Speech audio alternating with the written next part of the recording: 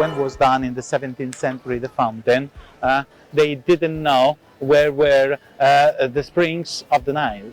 And the church was designed and built by Rinaldi and was finished by Borromini. Borromini was the competitor of John Lorenzo. Now it's a church. You see the paintings of the saints inside.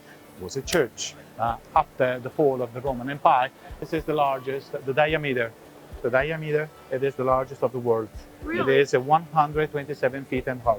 Wow. It is 5 different rings of cement. Well, Hadrian died in 138, and the temple was ended in 145 after Christ. 7 years to make this temple. Those fountains are Baroque. It's like a stage of a theater, beautiful, with the meaning, the statue. And the fountain was mounted above a palace. The palace is older than the fountain. It was the palace of a family.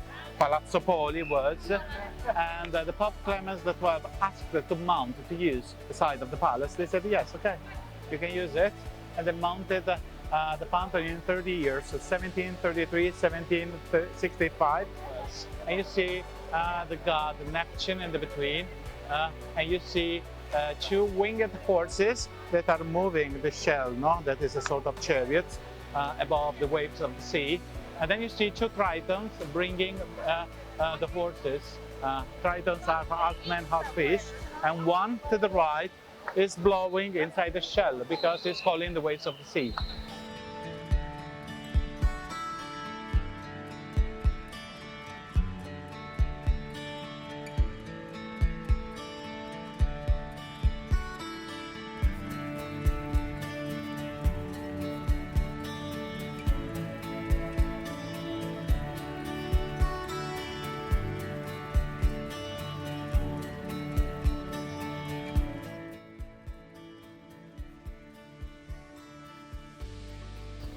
The Colosseum was built in 80 years, from the 72 to the 80 after Christ.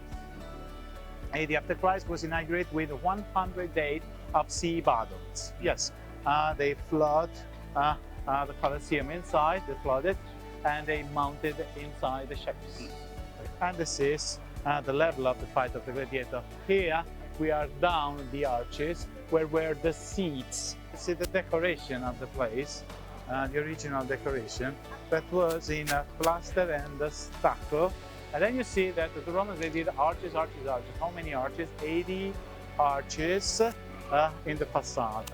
And this is the cross that our beloved John Paul II restored for the 2000s, Jubilee of the 2000s.